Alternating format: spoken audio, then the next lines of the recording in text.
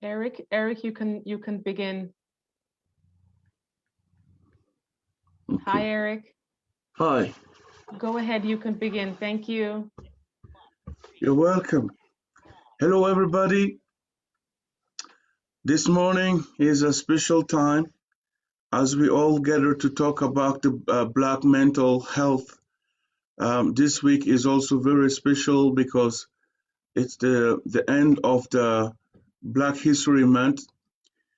This is a big opportunity for us to bring the knowledge within the community and to share that passion that we have to keep our city healthy, to keep ourselves in a very, very good environment. So mental issue, mental health is our concern. It's a concern of everybody, and everybody is subject to mental problems. So um, as a drummer, you know that we use the drumming for healing. We use the drumming for peace. We use the drumming for communication. We use the drumming also to bring awareness and advocate for peace, advocate for mental focus. You know that any day that you start, if you are mentally okay to start your day, then the rest of the day will always be fine. But the mental issue start with small things in our life. Let's be aware of certain things in our life every time.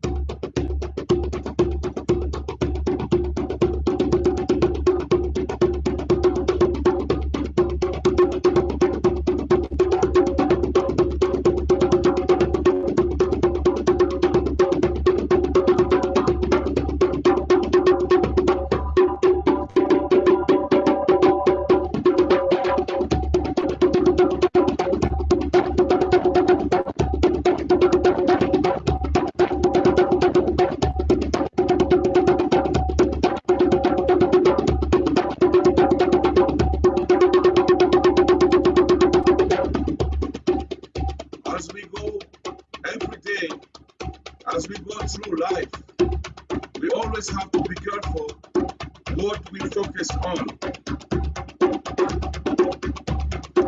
What we focus on is what we magnify in our life.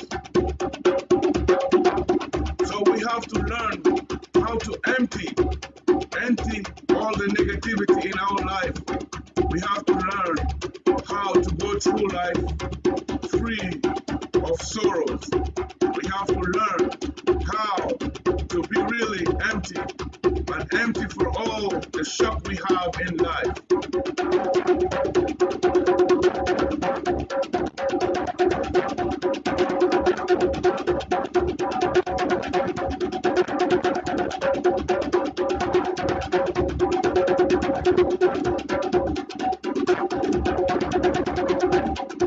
As we go through life, we also have to be careful about our energy. Ask yourself, do I smile often? If you're not smiling often, then wonder, ask yourself why. Because we are supposed to be joyful, happy, and enjoy every second of our existence.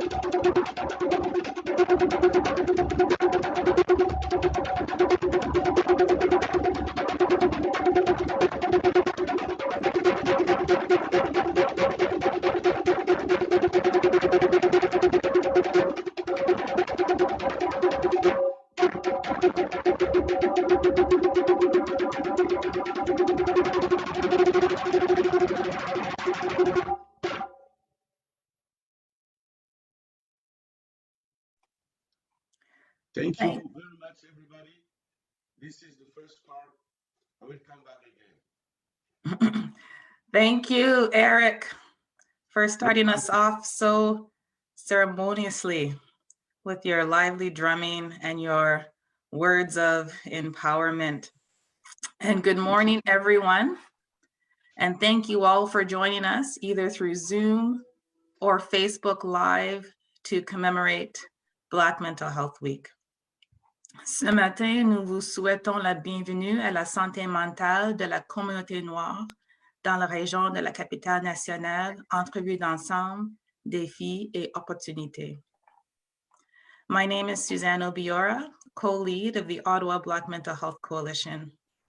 I am also the director of the new Gender and Race Equity, Indigenous Relations, Inclusion, and Social Development with a branch with the City of Ottawa, and honored to be moderating today's event.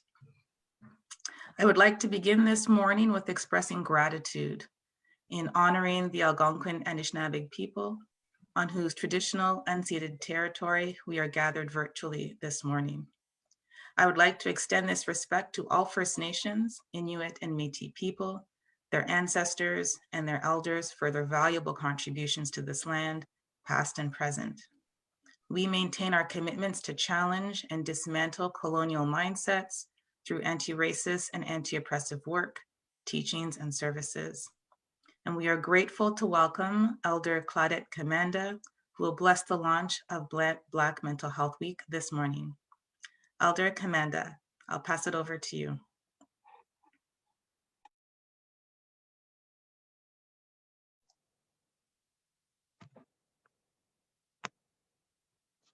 Good morning. Thank you, Susan, for that lovely introduction. So good morning, beautiful Black community. Good morning. I'm so honored to be here. I'm so honored to bring words of welcome and words of blessing to your beautiful community. I want to begin by saying thank you to Eric. Thank you, Eric.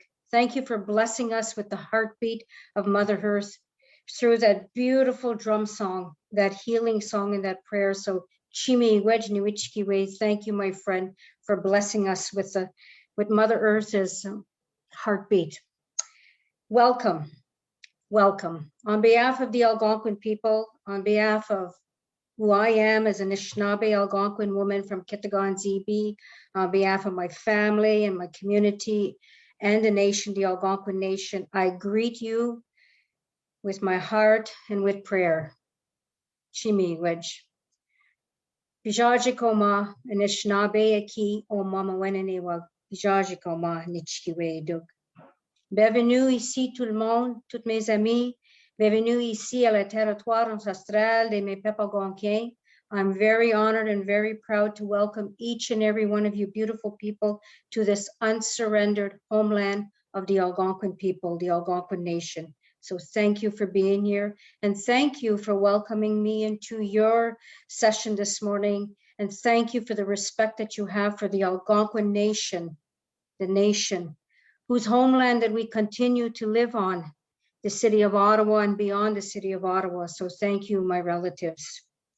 We always begin by welcoming people to our homeland, and each and every day, and as we gather, no matter where we are, whether we are alone or whether we are with family or with friends or in a gathering as such, we must always bring words of greeting. We must always honor that creator, and we ask that creator and our ancestors for help. So to you, my friends, I humble myself before the great mystery, that creator, and I will bless your session. And I ask at this time that we give our words of thank you to that creator in the way that we believe, in the way that we have been taught. And as I acknowledge those first ancestors of this land, my ancestors, Ni Jenwen Daganago Mama Wenenewag, I also acknowledge each and every one of your ancestors. We know how important our ancestors are. Our ancestors are who we are, and we must continue to uphold the teachings, the knowledge, the wisdom, and the love that our ancestors had for us. For indeed, we then in turn offer that to our relatives who are here today and our descendants who will come behind us. Chi miigwech kishimana do onje nongo, miigwech kinakego, miigwech jojo aki, miigwech mishomiskizis, miigwech kokomistipigizis. Oh, miigwech onje kakina, nichkiwe do geshishishnabe onje, oma nongum kishimana do. Ni book sendam chimino tagazuin onje nongum, ni book sendam minopomadzuin onje kakina. Creator, we come together with that one mind, one heart, and one spirit as we lift that voice together with that one prayer. And we thank you, Creator, for all of your blessings. We give honor and thanks to our Mother, the Earth, as we give thanks to our grandfather, the sun, and our grandmother, the moon. And Creator, my prayer for all the people who are here, to the beautiful Black community of Ottawa and beyond. Creator, please bless them, continue to bless them with a good life. Continue to bless them, Creator, with that strength and those good words. And Creator, I pray, Creator, and I offer my prayer to you, Creator, for the Black community as they come together today to speak about mental health, as they come together, Creator, in solidarity and unity to raise that voice that is so important, to talk about issues that are so important. And Creator, I ask that they speak passionately and that all will listen compassionately. And Creator, I pray, Creator, and ask you that you continue to send the 7 grandfathers to uphold them and keep them safe. And those grandfathers we call love, respect, wisdom, bravery, honesty, humility, and truth. Miigwech, Creator. And we thank you, Creator, for hearing our prayer. So to you, the Black community of Ottawa, enjoy your day, enjoy your session. Keep up with the good work that you're doing. Your voices are so important, and I love you. And in unity of love and in solidarity with community, there is no words for goodbye in our language as First Nations people. But what I say to you, ayangwamazin nichkiwedug nigawabmin. And until we see each other again, God bless you. Miigwech. Thank you. Elder Commander, we are so grateful for your presence, for your blessings, your words of wisdom, your solidarity.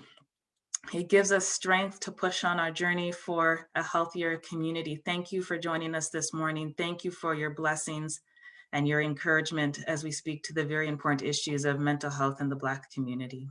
Thank you. I would also like to acknowledge the United Nations Decade for People of African Descent, which aims to celebrate the important contributions of people of African descent worldwide, advance social justice and inclusion policies, eradicate racism and intolerance, and promote human rights, assisting in creating a better, more prosperous community. The Ottawa Black Mental Health Coalition is a network of more than 20 Black leaders in health and social services, academics, and community associations who have been convening to identify system changes that will improve the mental health and well-being of Black residents in Ottawa.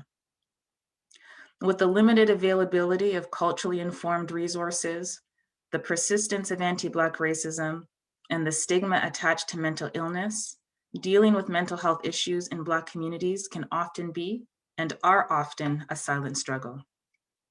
To further complicate matters, COVID-19 has disproportionately impacted members in our community.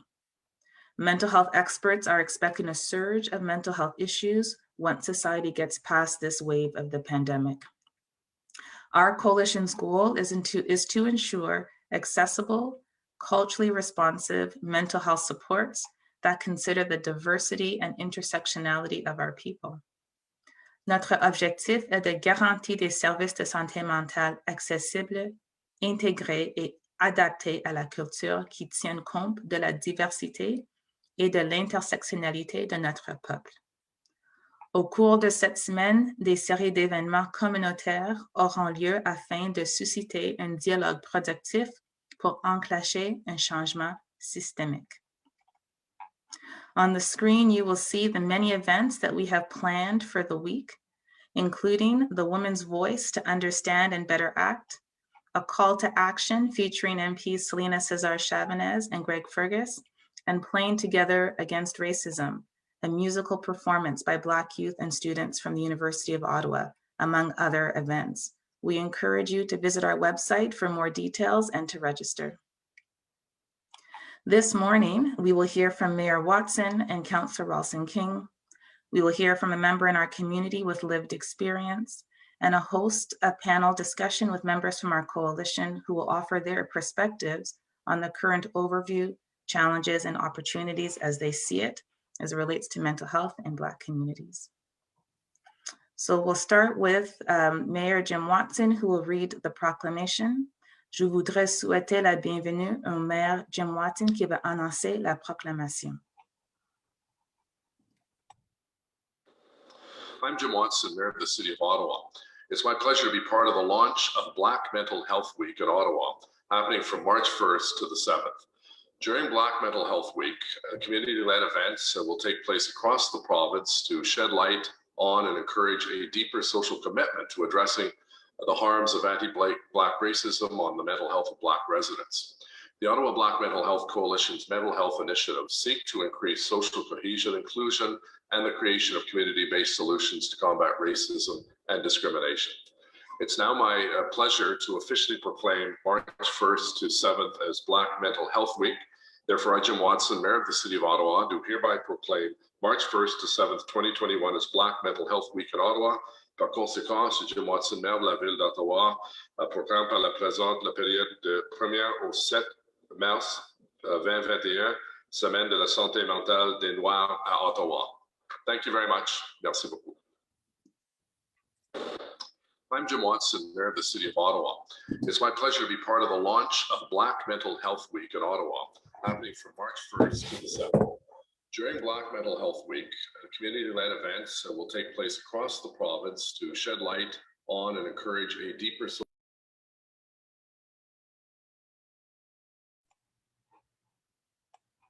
As to be expected in our virtual world, there'll be moments of technical glitches here and there, but we will do our best to recover. Thank you, Mayor Watson, for announcing the proclamation this week for Black Mental Health Week.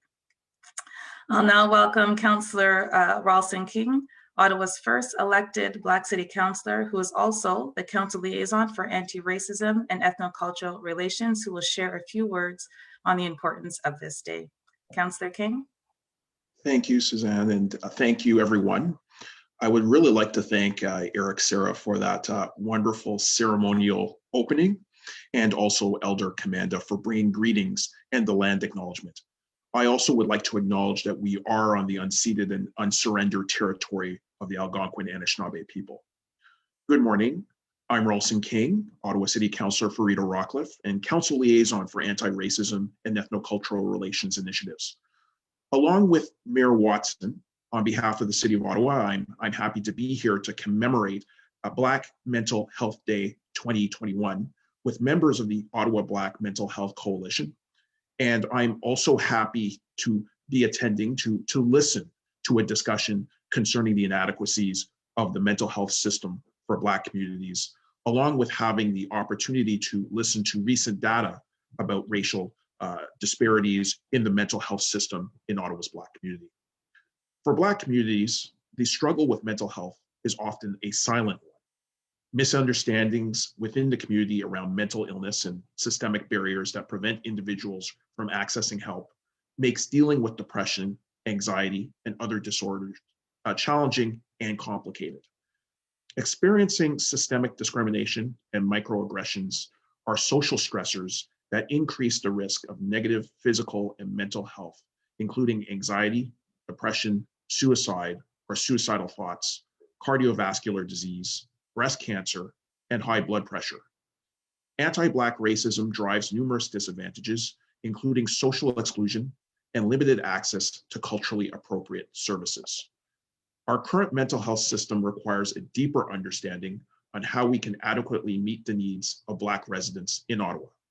Community resources such as spiritual and religious leaders and institutions are great avenues in partnership with mental health professionals to further our understanding and establish safe services to improve mental health supports within the African, Caribbean, Black communities.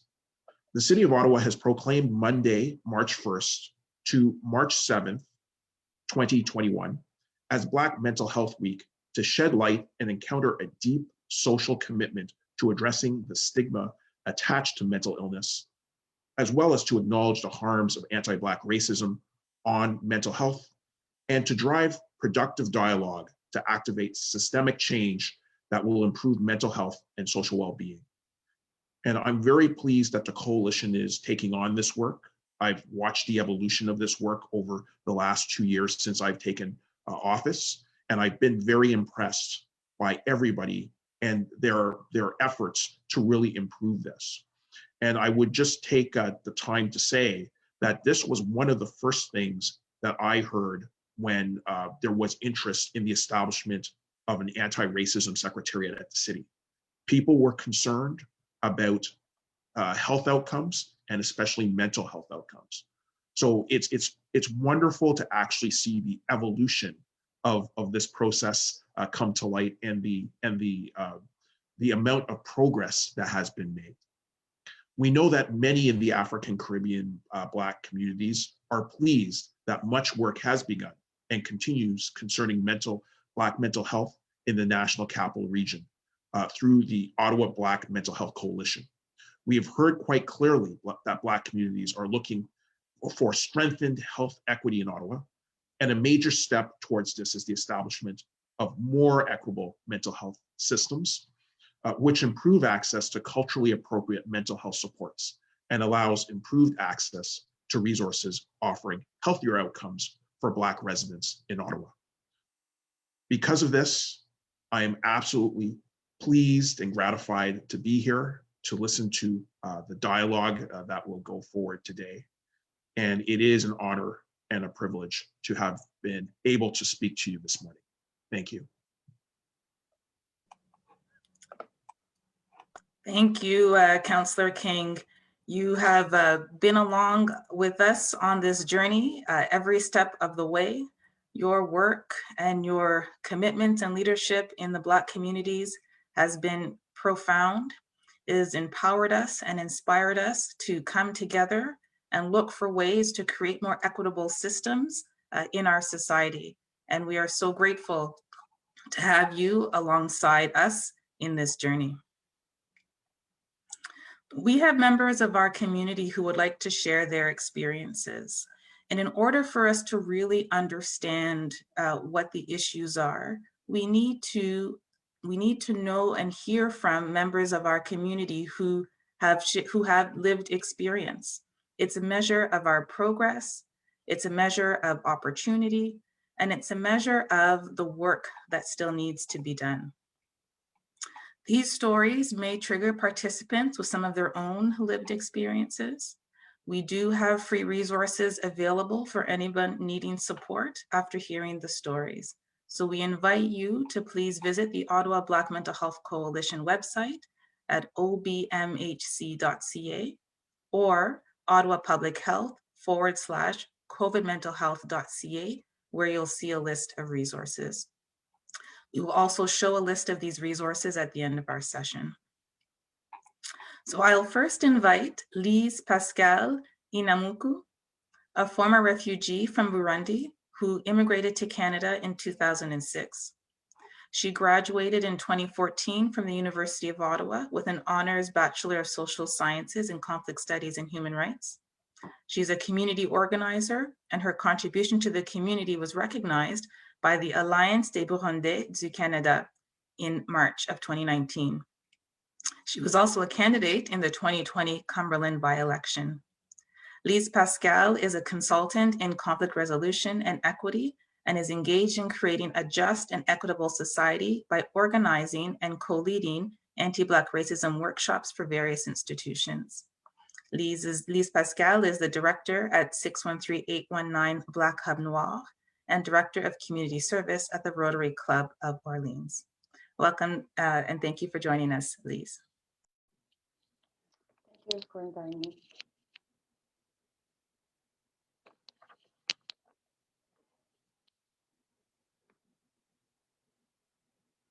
Thank you for having me.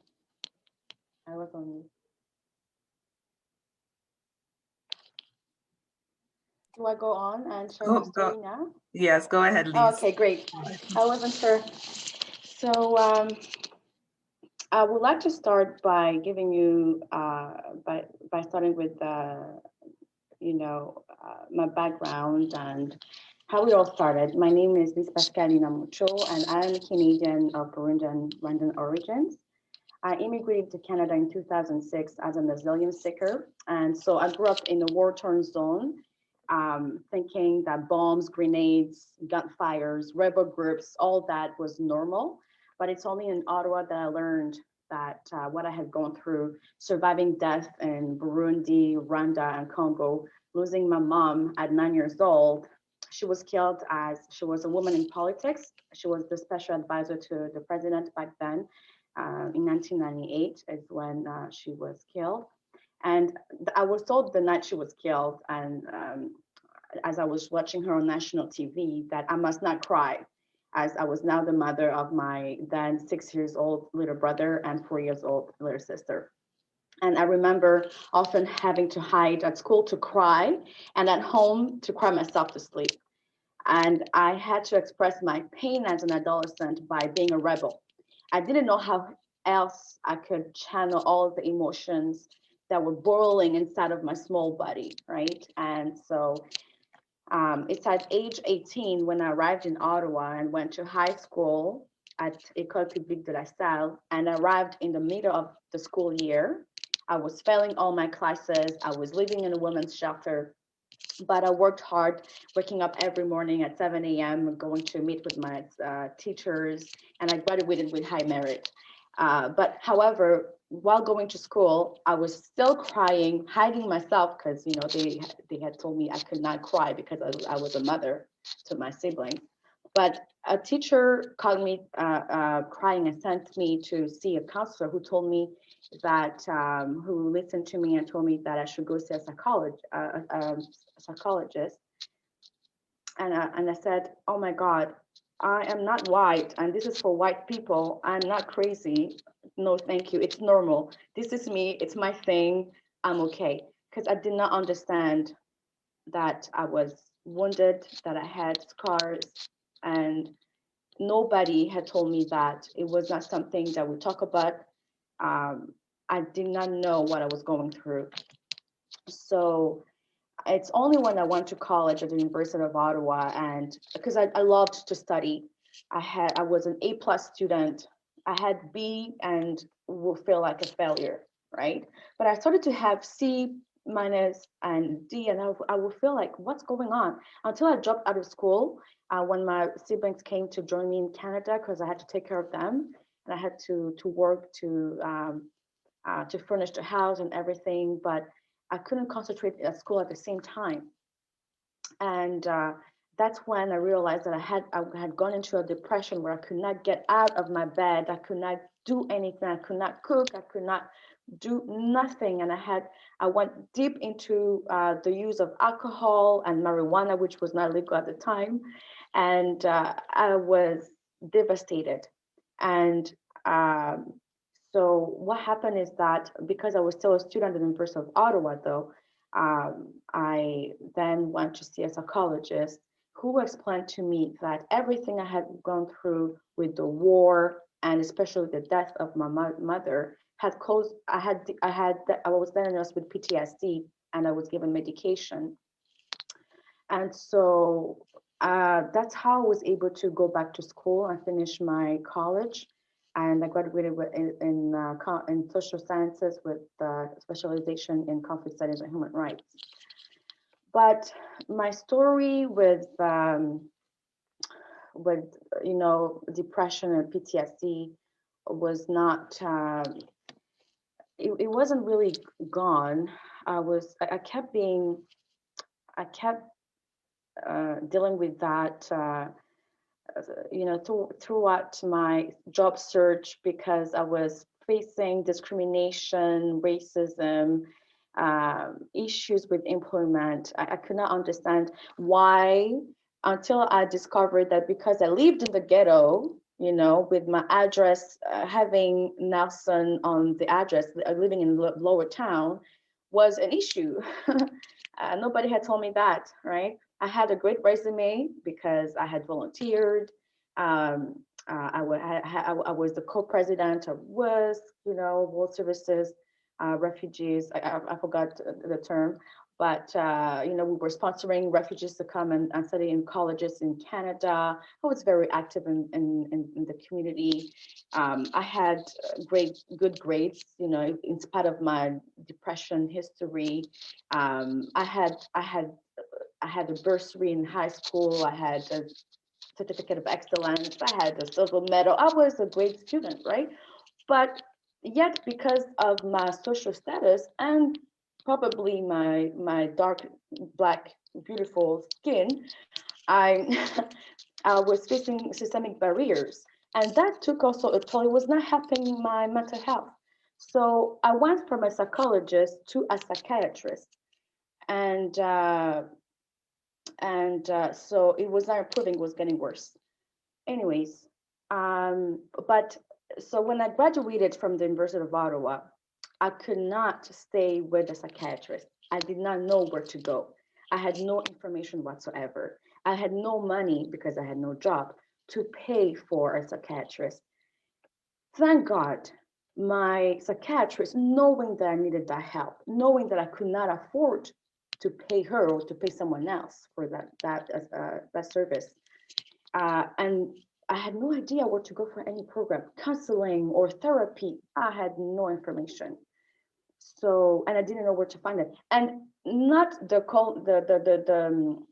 those services where they say, oh, you can call at 24 hours, because you call them once when you're in a crisis, but it's not constant. I mean, programs and services where they can see you once a month, once every 2 weeks. This is what I'm talking about.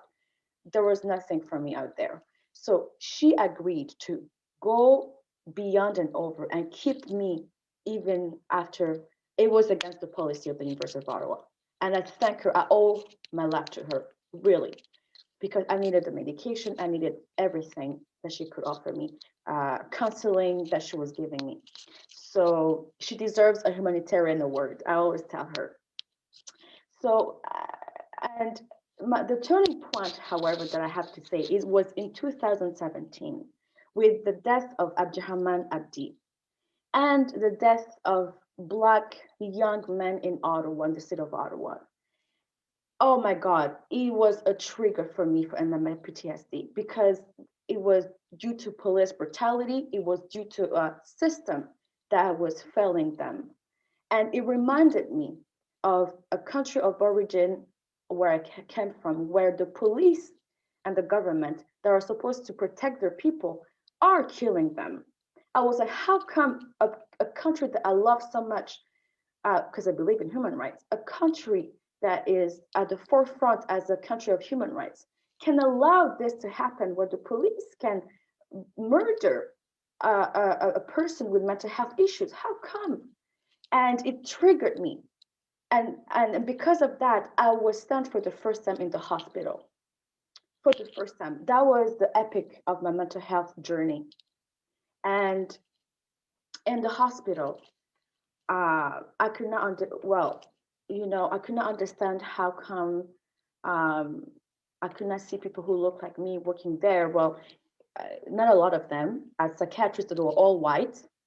They could not understand me. First of all, why do I have to remove this? How, what can I do with? I mean, that's my culture, okay? And in the state I was, removing this had another meaning for me.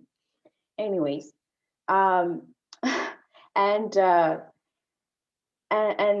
wanted to see more people who could talk to me, and it was really great because I could. There was one nurse from Burundi who came to talk to me, and when I saw her and she talked to me in the language, the mother tongue, I calmed down. I felt like a little bit like home.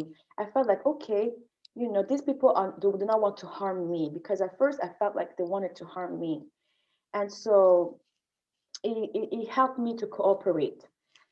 So that's what I wanted to say. We need to see more people who look like us, first of all, not only in the nurses, but also psychiatrists, because we have psychiatrists here who are working on maybe as drivers, cab drivers, you know, or mopping toilets in somewhere.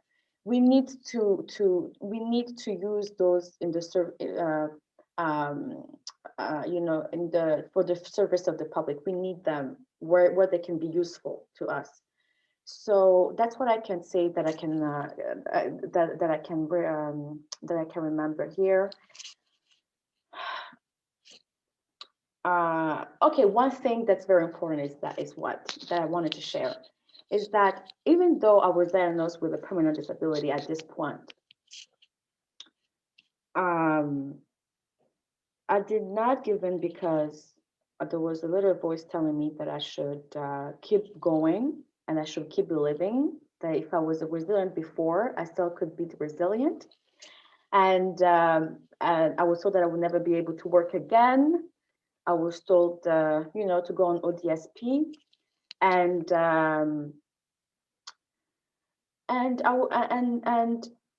yes, I wanted to do it, but a small voice told me that, yes, Lis, I think you should persevere and you should keep believing and you should keep applying and you will get through with this. And that's what I did. And a few months later, I was hired into the federal government. 1 year later, I ran in the 2020 Cumberland by-election. And that was all thanks to my psychiatrist. That was all thanks to a hard work that I've done with myself, to therapy, you know. And that's why it's important to have access to programs and services, because if I did not have those, I will not be the person I am today. That's a message I want to send today. And so and I think that if we had a mental health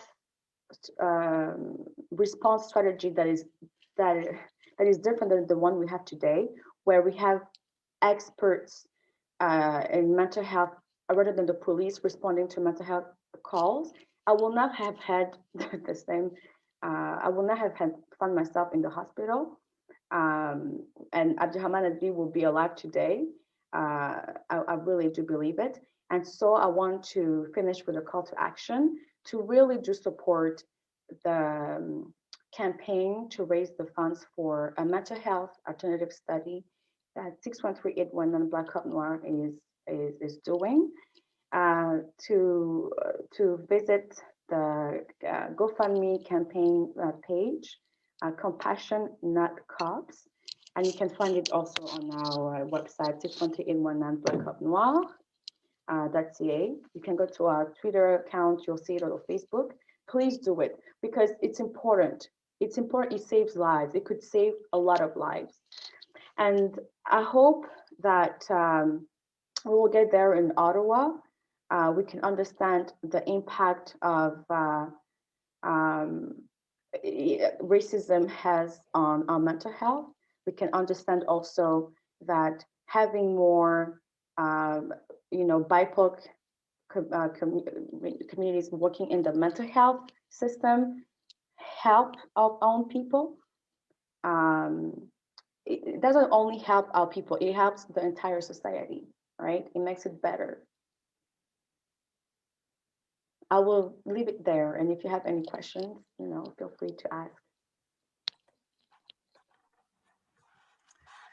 Lis Pascal, we are so grateful for your story, and thank you for your courage, in sharing your journey from Burundi and the trauma that you've endured, and then seeking help within the mental health care system while going through school, while seeking employment, reconciling past traumas as you're facing new traumas related to many of the systemic barriers that are challenged in our society.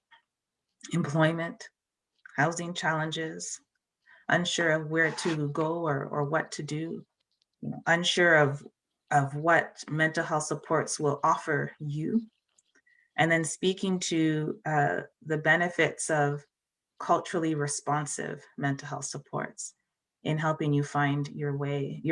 There's so much bravery in you coming to share your story.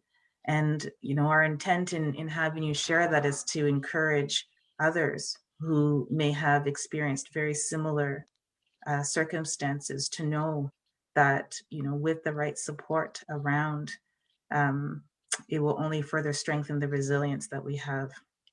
We're so grateful for you. We're so grateful for you. May I add something real quick? I like to say that we are not defined by our disability, but we are defined by our abilities, because we are so many things. We are lawyers, we are politicians, we are, you know, entrepreneurs. You know, we are so many things. We can become, only the sky is the limit. When we have this a support system, we have access to those programs and services and that we need, right, are catered to our needs. It's very important.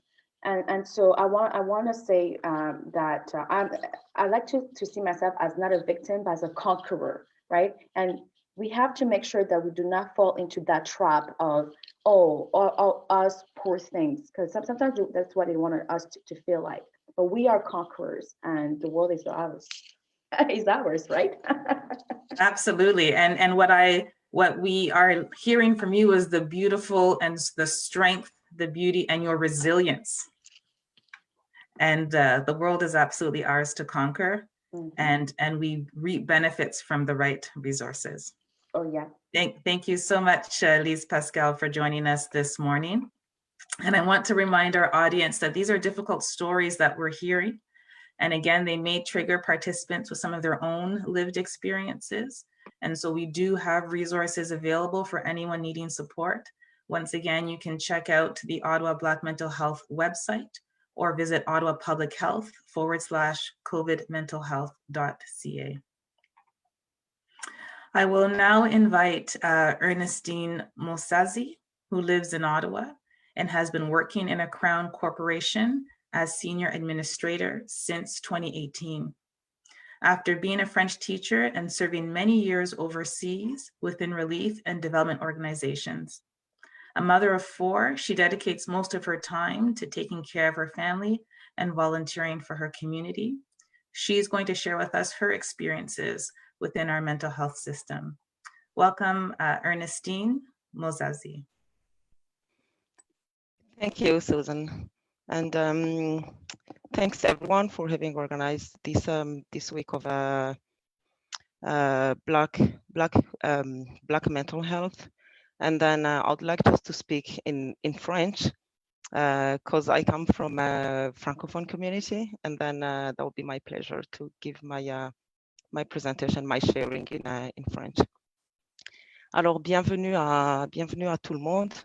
Et je voudrais tout d'abord remercier infiniment, mais de grand cœur, tous les organisateurs, tous ceux qui s'impliquent du jour au jour dans dans l'amélioration de la communauté noire. Je vous en remercie énormément et je remercie aussi les autres panélistes d'avoir eu le courage, parce que ça demande un courage mais incroyable, de venir partager leurs expériences. Alors, je suis arrivée ici avec mes enfants, et tout d'abord, je voudrais juste signaler que j'aurai l'intégrité de ne pas citer les noms des personnes, et je voudrais juste relater mon vécu tout en ne citant pas les personnes qui sont impliquées. Et je voudrais juste je me retrouve très chanceuse d'avoir pu immigrer. C'est une chance qui n'est pas donnée à tout le monde de mon pays d'où je viens, qui est le Burundi, le même pays que Lise. Et c'est une chance énorme et incroyable que l'on ne peut pas oublier dans le quotidien, d'avoir immigré dans ce pays magnifique qui est le Canada, qui est un pays d'intégrité, un pays de respect, un pays de liberté et un pays d'espoir. Qui nous permet de nous reconstituer et de poursuivre nos rêves. Et je voudrais juste prendre ce moment encore une fois pour remercier tout un chacun qui s'implique, les centres de prise en charge de santé mentale qui s'impliquent dans le bien-être de la communauté noire. Alors, moi, j'ai eu à avoir recours au service de santé mentale.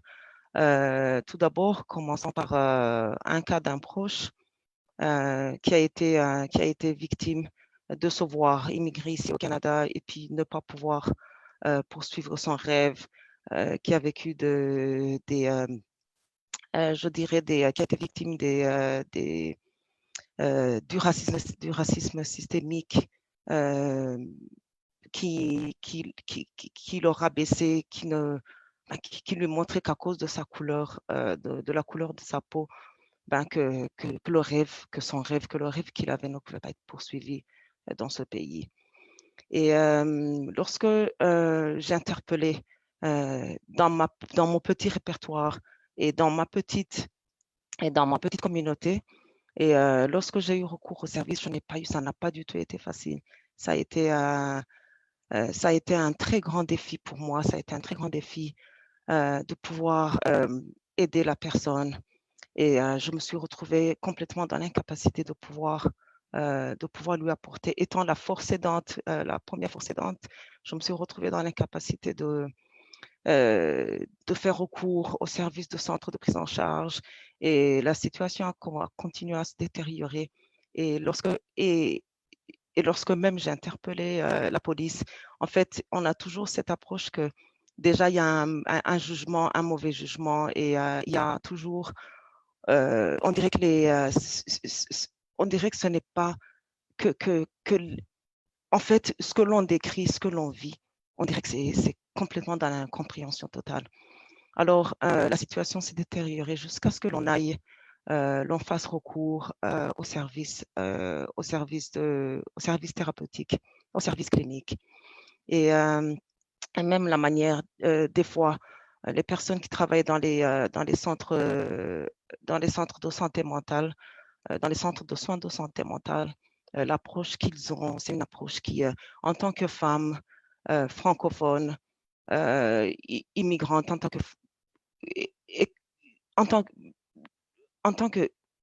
que femme qui essaie de se débattre pour maintenir l'équilibre familial, on se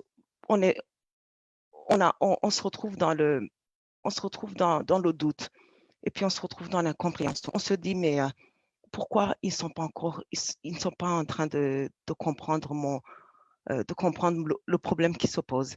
Et heureusement, il y a eu le recours, bien sûr, thérapeutique, et c'est toujours la médication, et la médication qui n'a toujours pas de bonnes conséquences, qui a toujours des effets secondaires.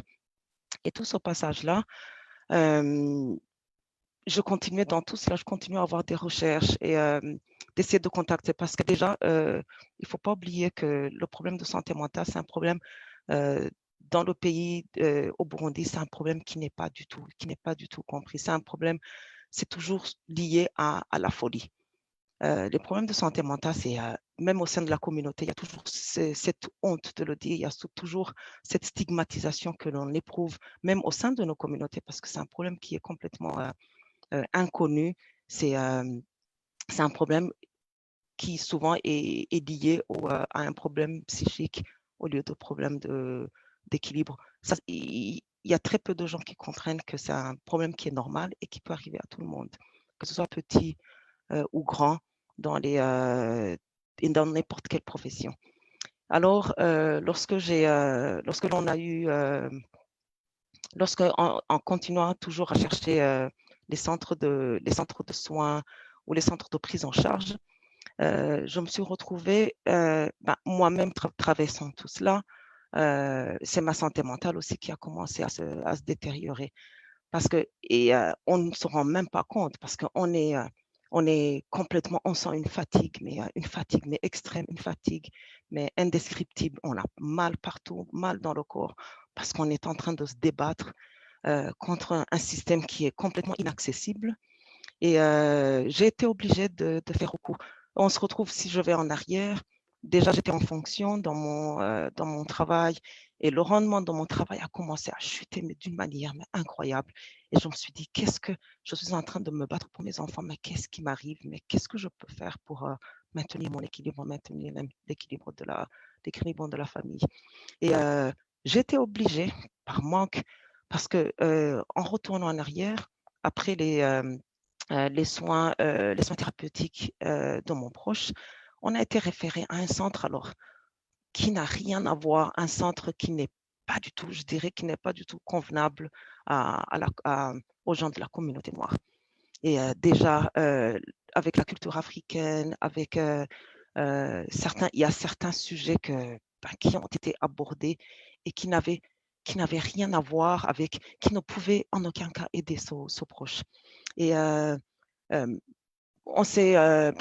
me suis attelée à, déjà c'était une gestion de 2 cas, je dirais de 2 cas de déséquilibre.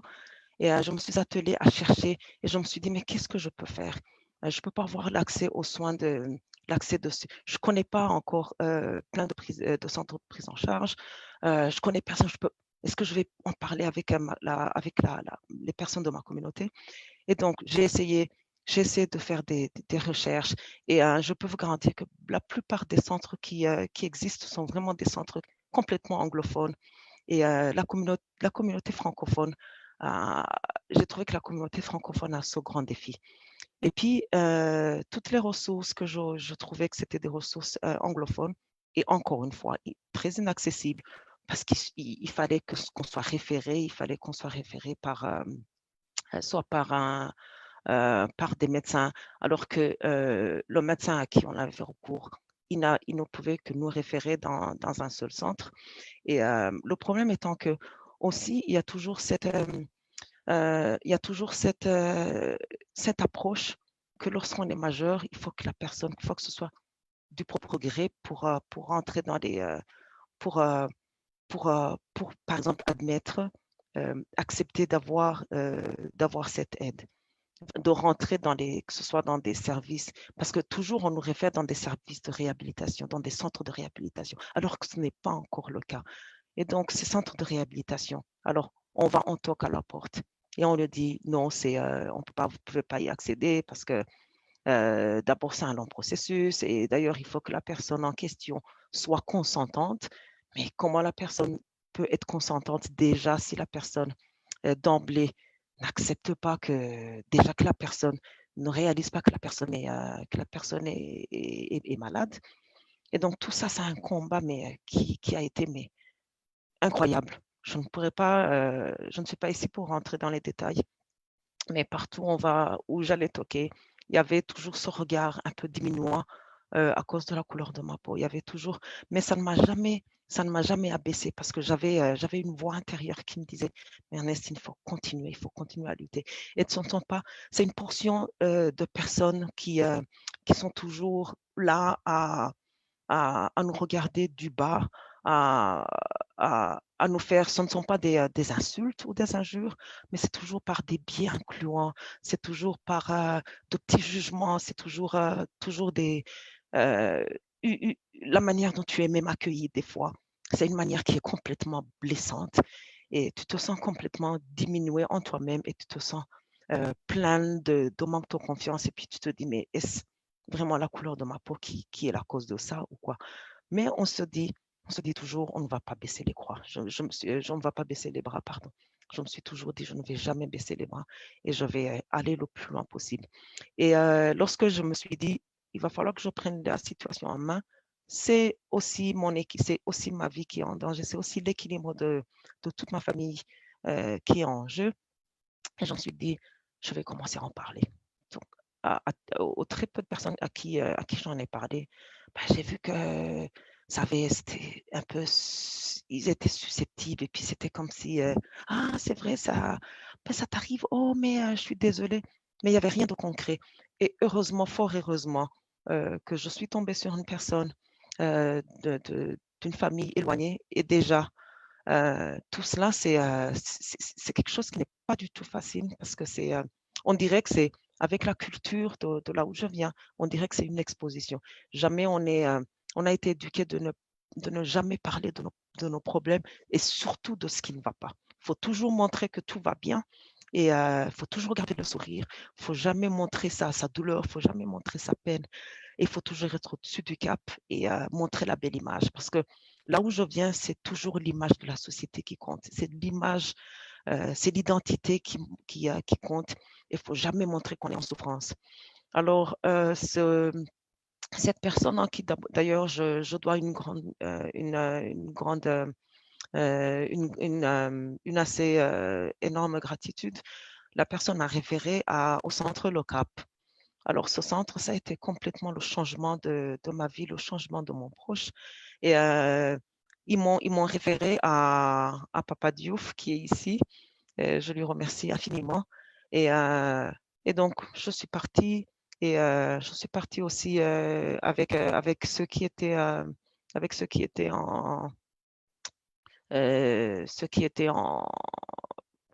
concernés. Et nous sommes partis au centre Le Cap, qui est un centre magnifique et extraordinaire de prise en charge de la santé mentale. Alors, lorsqu'on est parti là-bas, et c'est là où, vous savez, lorsqu'on va quelque part, contrairement à l'autre centre où on avait été dirigé, et lorsqu'on est accueilli par quelqu'un quelqu'un de notre couleur, quelqu'un de la communauté noire, on se sent complètement, c'était rien que le voir. Rien que voir Papa Diouf, on aurait dit que c'était la solution complètement à tous mes problèmes. Et c'est un fait que c'est un fait magique que je ne peux même pas expliquer. Et je me suis dit, mais en fait, ça et la manière et l'écoute, la mise à disposition des ressources qu'il nous a données, l'accompagnement qu'il a fait, ça a été un accompagnement qui a été un grand changement pour moi-même et pour ma famille. Et je vais dire que je ne vais pas beaucoup m'atteler à la prise en charge psychosociale qui a été qui a été mise à disposition à ma famille, mais je vais juste souligner que je voudrais rappeler je voudrais faire cette interpellation de mettre à disposition l'accès, parce que c'est l'inaccessibilité aux ressources, c'est l'inaccessibilité, c'est le manque de divulgation des ressources de santé mentale, c'est le manque et surtout, je précise, en milieu francophone, et c'est ce manque et même au sein de la communauté, je sais très bien qu'il y a plein de cas de problèmes de santé mentale, mais qui sont complètement pavés, qui sont complètement pensés. Et je me dis toujours que s'il n'y a pas cette prise en charge, qu'il n'y a pas cette conscientisation de la communauté noire à sortir de ce cocon, et à pouvoir parler, parce que tout ça, c'est un travail qu'il faut faire, parce que c'est nos jeunes, par exemple, ils sont complètement dans l'incompréhension. Ils ne savent pas comment se prendre au racisme systémique. Ils ne savent pas comment, accéder à l'information, comment accéder aux ressources.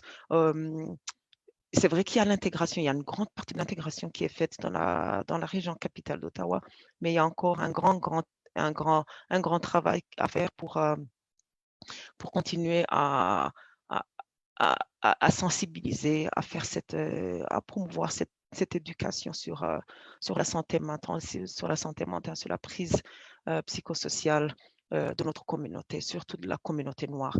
Et moi, dans mon expérience, je ne voudrais pas que le recours à la thérapie médicale soit la première solution, soit le premier remède. Il faut qu'on sensibilise, il faut qu'on aille plus loin, et il faut qu'on mette à disposition les ressources. Les ressources au sein de la communauté. Il faut qu'on mette à disposition les ressources de prise en charge, les structures sanitaires aussi, qui sont complètement adéquates. Et j'interpelle à tout un chacun de conjuguer les efforts à maintenir et à solidifier la santé mentale de la communauté noire, parce que c'est un grand défi, c'est un grand... Moi, ça me chagrine parce que c'est un combat de tous les jours que je mène, et j'essaie toujours de sensibiliser les gens de ma communauté que c'est que c'est un changement, et que c'est un changement pas seulement de la ville d'Ottawa ou du Canada, et ça doit commencer par nous-mêmes, ça doit partir par nous en tant qu'individus, en tant que Canadiens, en tant que personnes noires qui contribuent au développement, qui contribuent au développement de cette nation magnifique, qui contribuent à la création d'un futur, promettant pour nos jeunes qui sont venus immigrer dans ce pays et qui sont, je dirais, le futur de ce pays. Nous devons mener un combat, mais sans cesse, pour pouvoir donner à la communauté noire, et encore une fois, je précise à la communauté noire francophone, cet accès aux ressources de prise en charge de la santé mentale. Je voudrais finir en remerciant tout un chacun les efforts qui sont conjugués, qui sont en train de se faire. Ce sont des efforts qui sont à saluer.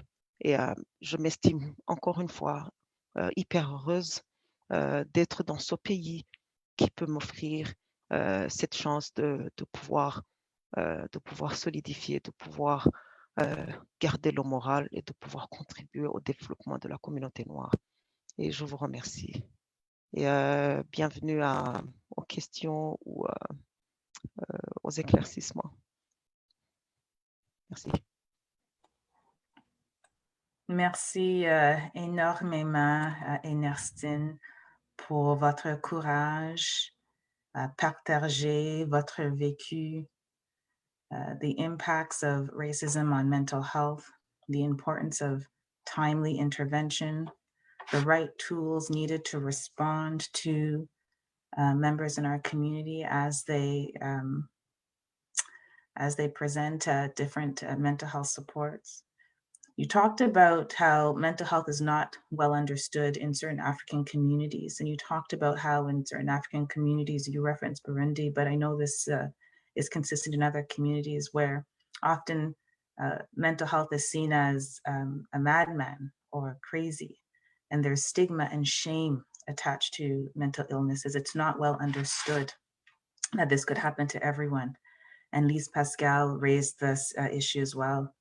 You talked about the impacts of supporting your family member and the detrimental impact it was having on your own mental health. And then you talked about a system that was inaccessible and having to continue to keep on a brave face while looking for ways to make our system more accessible. And then the challenges of being a double minority, with most resources being available in English and limited resources available in French. And what we really need to be doing as a system is thinking about a welcoming environment that maintains esteem and human dignity, that understands and integrates culture and spirituality, that allows for safe spaces to heal, because oftentimes we are keeping on a significant amount of armor, and that there are moments when things are not fine, and we need a place to take that, to share that things are not fine. And then you spoke so beautifully about the benefits that you received at Centre Le Cap with Papa Diouf, and immediately being able to receive supports from someone who understands your culture, someone that you can identify with, someone that looks like you. And the benefits on receiving that support on your journey to recovery. So Lis Pascal and Ernestine, thank you for sharing your experiences with us. Votre courage à partager vos histoires nous rapproche de la création d'un système de santé mentale plus inclusif pour les membres de notre communauté. So right now we are going to shift to a panel discussion with some members from our coalition. So please join me in welcoming Dr. Jude-Marie Sena, who is an assistant professor in the School of Psychology and the director of the Vulnerability, Trauma, Resilience, and Culture, also known as VTRAC, Research Lab at the University of Ottawa. His research program explores factors associated with vulnerability, trauma, and resilience with a particular interest in the role of cultural factors. We have Hodan Aden, who is a public health nurse and the supervisor of Ottawa Public Health's mental health team.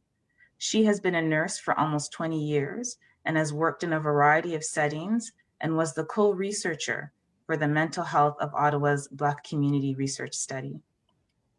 Shannon Black is here with us this morning, who is the mental health manager at Britannia Woods Community House and is the founder of Let's Heal, psychotherapy and mental health consultation.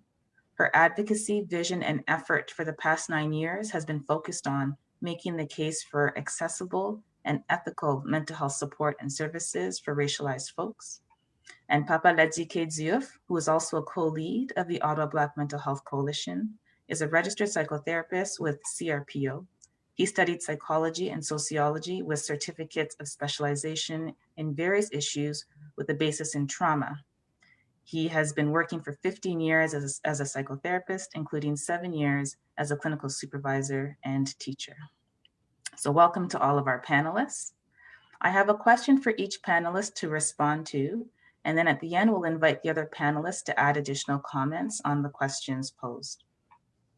So our first question will be for Dr. Sena. Recently, you conducted a national survey in Canada on the mental health of Black Canadian youth. Can you share some initial results of this research?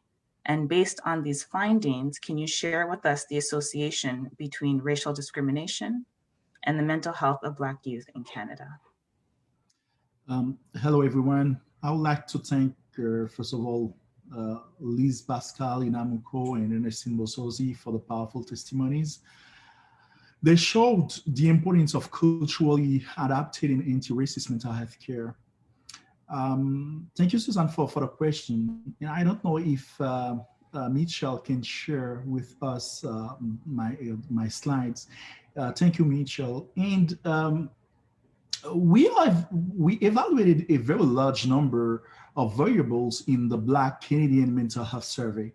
What we first noticed is that the majority of people from Black communities experience different forms of racial discrimination, of daily racial discrimination on a continual and everyday basis. No matter what form of racial discrimination you consider, more than 60% of Black people experience it between many times a month and almost every day. You can take, for example, being treated with less courtesy and respect, or poor services at restaurants or stores. If whatever the service you consider, more than 60% of Black people experience it between many times a month and almost every day. The second observation we have made is that many people from the Black communities experience major racial discrimination in different environments and contexts. For example, 57% of people from the Black communities report having experienced major racial discrimination in workplace. 55% in hiring process. 55% of them were victims of racial profiling and violent attitudes from the police. More than 60% report that they have experienced major racial discrimination in education, both in high schools and universities. 47% in housing, 46% in bank loan, and 53% of people from the Black communities report having experienced major racial discrimination in health services and hospitals. And the question we can ask is, what are the consequences of racial discrimination on the mental health of people from the Black communities? Let me provide just 2 examples. First, let's take depression. Results show, the results have shown that the greater experience people have of racial discrimination, the more severe depression symptoms they develop. To explain, among people with low levels of racial discrimination, the prevalence of severe depression is less than 33%. However, among people with a very high level of racial discrimination, the prevalence of severe depression is 98%. The data show that Black people with very high levels of racial discrimination were 36%, were 36 times more likely to develop severe depression symptoms compared to those with low levels of racial discrimination. Finally, racial discrimination is the most important predictor of depression among people from the Black communities. And we can see the same pattern for low self-esteem, where those who have experienced a low level of racial discrimination are significantly less likely to have a low self-esteem compared to those who have experienced a high level of racial discrimination. Tout cela nous montre qu'il y a de forts liens entre la discrimination raciale et les problèmes de santé mentale dans les communautés noires. Et actuellement, toutes les données que nous avons analysées montrent que le meilleur prédicteur, ou encore le prédicteur le plus important des problèmes de santé mentale dans les communautés noires est soit la discrimination raciale quotidienne ou la discrimination raciale majeure. Il y a aussi l'impact des micro-agressions raciales qui est extrêmement important et également du racisme intériorisé. Et we are still analyzing our data, and soon we will be able to give more details on the consequences of different forms of racial discrimination, racial microaggressions, internalized racism on different mental health problems, including anxiety, post-traumatic stress disorder, substance abuse, obsessive compulsive disorder, but also the impact of racial discrimination on the mental health service utilization by the Black communities.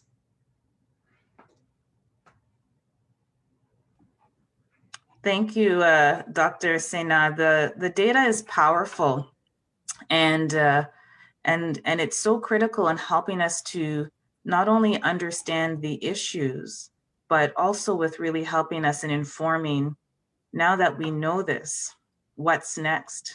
Where are the system changes that need to be made in response to what our community is sharing with us? I did just get a note here that we have some questions in the audience for our two community members with lived experience. And so we will, at the end of our panel, look into our Q&A and invite those questions for our community members. So the next question is for Rodan. You were one of the researchers on the report for the mental health of Ottawa's Black community, which was released last summer. What did the research uncover about the interaction of clients from the African Caribbean and Black community with health providers in Ottawa? And what strategies did the community identify as protective factors to foster resiliency?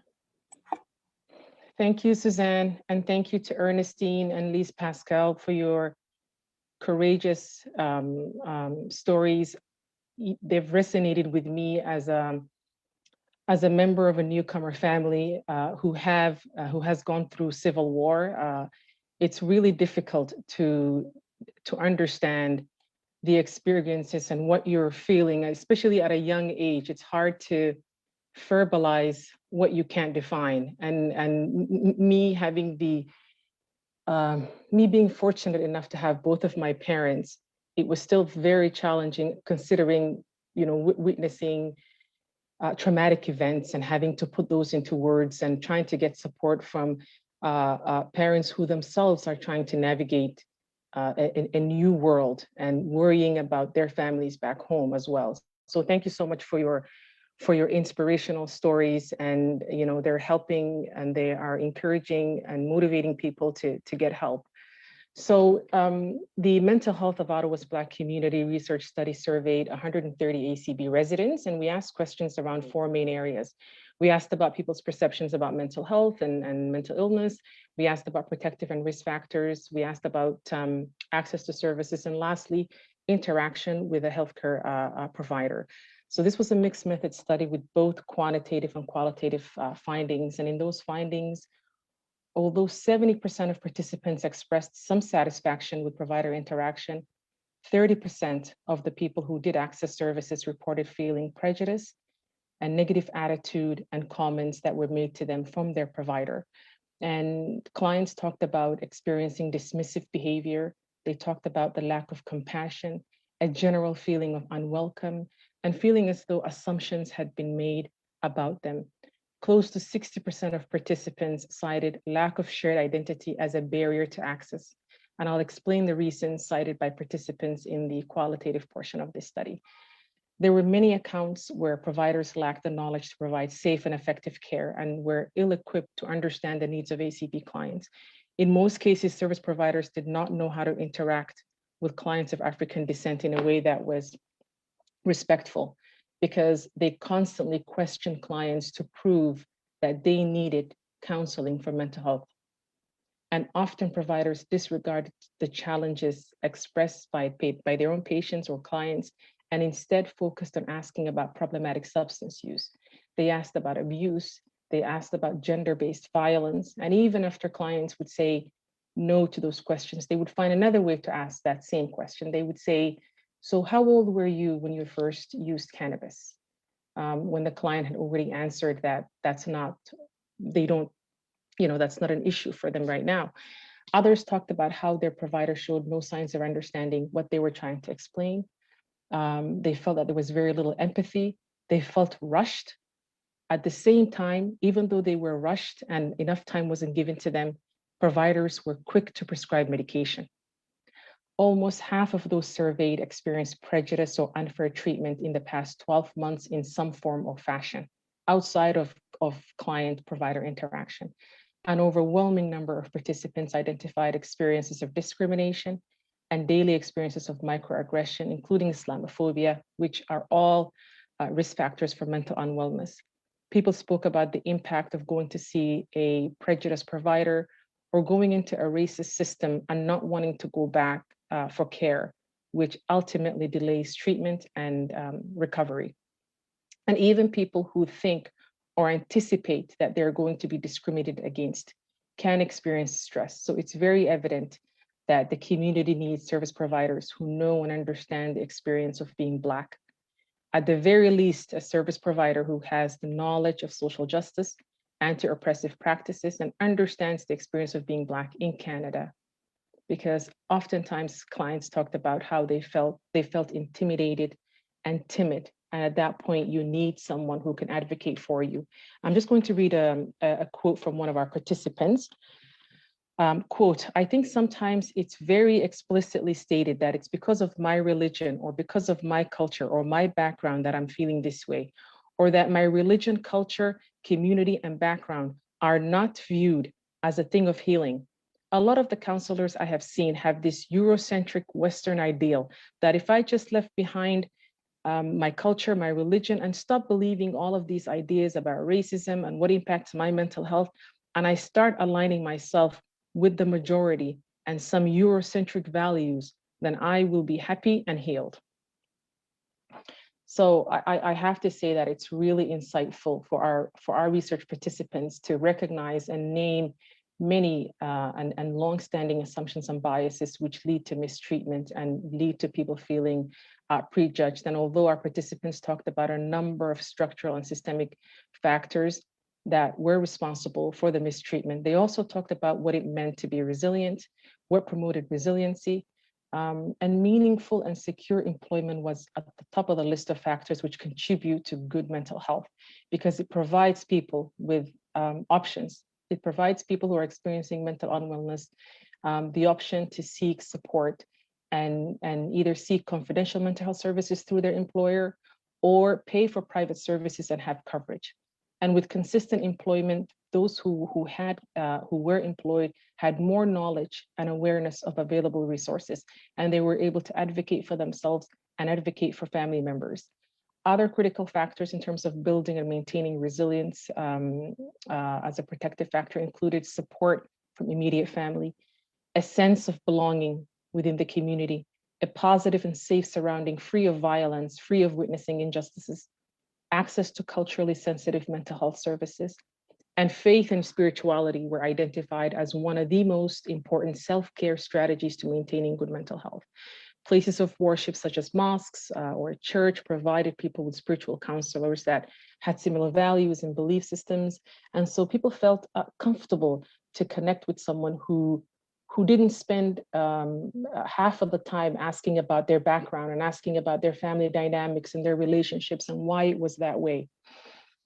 Another protective factor mentioned by participants was supportive healthcare provider, one with whom I identify with. Clients have a more favorable outcome if their clinician is the same race or culture. And so representation matters a great deal. And this reminds me of a comment Senator Wanda made on Friday at a panel I attended on leadership in the Black experience, where she talked about authentic representation rather than organizations hiring someone in a token position and keeping them there and patting themselves on the back saying, you know, we're now inclusive, but more about having conversations in terms of how are we going to recruit ACB workforce, how are we going to retain, and how are we going to help promote and encourage advancement for those employees.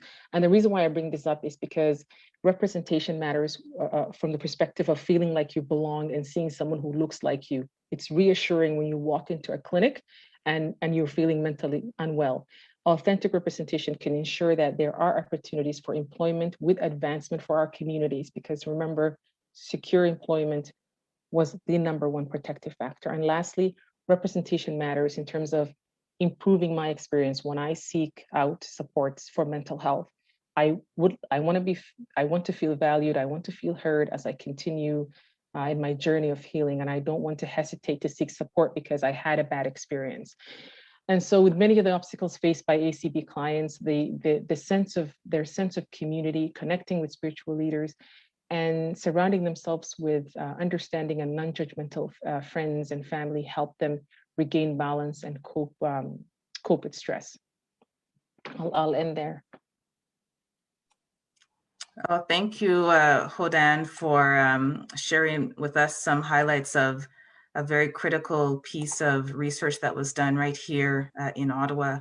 Our community members, both Ernestine and Lis Pascal, spoke very much to many of the experiences that were highlighted and uncovered in your research. And it further affirms some of the challenges that we have within our mental health system and some of the opportunities that we need to pay closer attention to achieving that equitable system. I'll just take a moment to invite if members have, if participants have questions for our guest members, they can put that into the Q&A chat box. And I'll also just share very quickly, I have to put in a plug. The City of Ottawa has began their journey around improving representation and have committed to achieving representation at all levels of the organization. And this is part of my work at the City of Ottawa, where we'll be monitoring gaps in our workforce and strategizing around how we close those gaps, and also promoting representative leadership by identifying diverse candidates for targeted development and succession. So it's one thing to improve that representation, but what we also really need to pay attention to is that inclusivity and that sense of belonging. And that representation needs to spread across the different levels in the organization so that we have leaders available and prepared to engage with staff on some of the unique challenges that they're encountering. Thank you very much, Hodan, for that summary. So Shannon, I'm actually going to ask you the next question, and it builds very much on what Hodan and Dr. Sena have shared. From your perspective, what are the most critical changes that we must make as a city to ensure that our mental health services and systems are responsive and accessible to folks who are underutilizing and underrepresented in our traditional mental health spaces? Thank you, Suzanne. I also want to thank Ernestine and Lis Pascal for you guys' vulnerability and your audacity on this monumental day. So thank you guys both. I think, Suzanne, I think the first step, I think I'm speaking to the choir, but I think the first step is that we have to get better at listening to individuals. We have to get better at listening to racialized folks.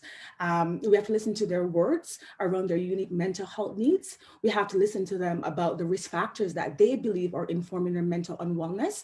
And we have to listen to them about their reasons behind their absence or underutilization of traditional mental health services. Can you guys see me?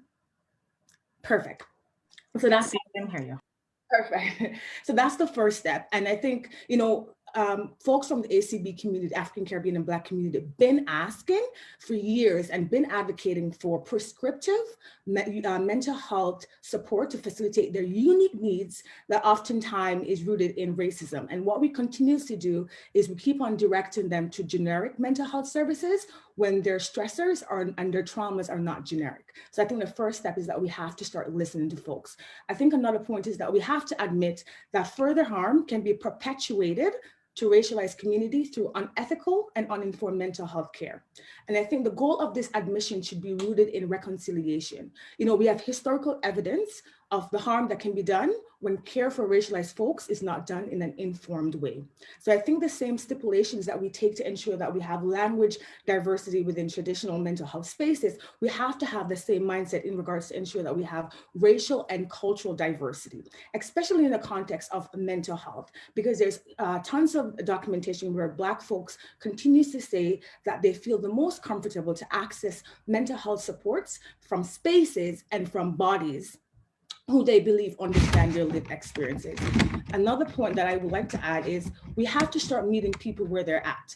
And what I mean by that is, you know, traditional mental health systems and agencies and their services have to become more culturally, racially, economically, and geographically accessible and responsive to the unique mental health needs of ACB communities and racialized communities on a whole. And I think such equitable efforts would be a good starting point in acknowledging and validating folks who have been saying that they feel unheard or unsupported in traditional mental health spaces. Another point I would like to add is that we need traditional agencies and systems to get better at understanding that underrepresentation or the lack of representation of racialized professionals or the lack of intentional effort to recruit folks at all levels of mental health services and systems is harmful and very indicative of your positionality on health equity for marginalized folks. That's where we need individuals to get at. And we're at a point now, Suzanne, where respectability is becoming harmful. So I'm going to say it.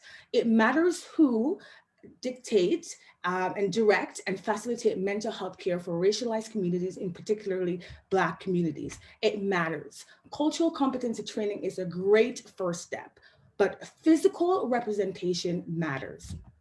And I think my last point to answering your question, Suzanne, is that we need to see more commitment of resources directed to ACB communities, and we need to see more equitable collaboration between traditional mental health agencies and grassroots agencies. I'm at Britannia Woods Community House, where I'm a manager, and we strive to be a responsive community-based agency with folks' wellness being the informing factor in all of our services, decisions, and most importantly, in all of our advocacy. This has positioned us over the years to have close proximity and trust with community members. And most of these community members are the individuals who face the most mental health disparities or individuals who feel that they're underserved. And, we've all been saying this. Trust has always been mentioned by the ACB community members as one of the main factors between accessing support from traditional mental health agency in comparison to grassroots community-based agency. So I feel that collaboration between traditional mental health agencies and grassroots agency will remedy the trust issues that often oftentimes informs Black folks' absence in traditional mental health spaces. So in my view and in my experience, these are the critical changes that we must make as a city to start serving individuals who have been historically and currently underserved. And I'll stop there.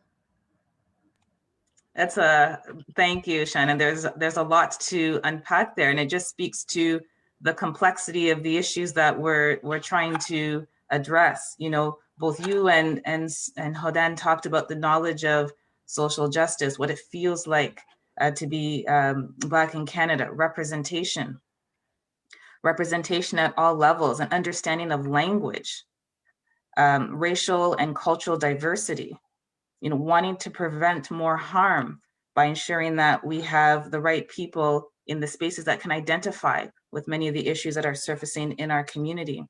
And one of the things that you started off with and ended off with, which is so powerful, is just listening to the stories that we're hearing from our community and using that as the directive in how we move forward, gaining trust and collaborating between some of the, you know, you say traditional or mainstream services and much of the incredible work that's happening in our community, the grassroots organizations that are right there on the ground, interacting day to day with members of our community, bringing those organizations together. So much potential that can happen with building that bridge to better serve our community. And then it really does matter who leads some of the mental health initiatives that are meant to serve members in our community, wanting to apply the correct models of care. So thank you, Shannon, for that. So I'm going to bring it over now to Papa Ladzike to build on Shannon's question, following some research that came out of the University of Windsor, where they surveyed 330 Black Canadian residents. And 60% of them said they would be willing to use mental health services if the mental health professional was Black. This is a common theme that we've been hearing throughout the morning today. And 95% felt that the underutilization of mental health services by Black Canadian residents was an issue that needed to be addressed. So why aren't Black Canadian residents using mental health services? So maybe just building on what Shannon shared, Papa Ladzike, from your perspective, can you share with us any other highlights on the importance of representation within the mental health care system? And can you also speak to the impacts of intergenerational racial trauma and the specialized clinical skills and clinical supervision needed to support clients and the mental health professional? Thank you, Susan. Je vais parler en français dans mon intervention. Donc, commencer d'abord par remercier toutes les personnes qui ont participé à organiser cet événement-là. Et puis, tous nos intervenants depuis ce matin, particulièrement Lis Pascal et Ernestine. Merci d'avoir partagé vos expériences qui sont très, très, très enrichissantes pour nous. Donc, pour répondre à la question, moi, en tant que clinicien, puis également directeur clinique, ce que j'ai pu constater au niveau de l'accès aux services en santé mentale, c'est qu'il y a énormément de barrières. Et parmi les barrières, il y a la barrière de, disons, de ce qu'on peut appeler la ressemblance, l'identification à des professionnels qui, disons, comprennent et à des professionnels qui sont formés et qui peuvent entendre les besoins de nos communautés. Alors, c'est une barrière qui, en fait, est érigée dans le fait qu'il y a très peu de représentativité de personnes de nos communautés déjà dans les services, dans ces professions-là, mais en même temps également un manque de formation de la plupart des professionnels dans une sensibilité culturelle et une flexibilité culturelle par rapport à la clientèle qu'ils accueillent, par rapport à cette clientèle-là venue de nos communautés.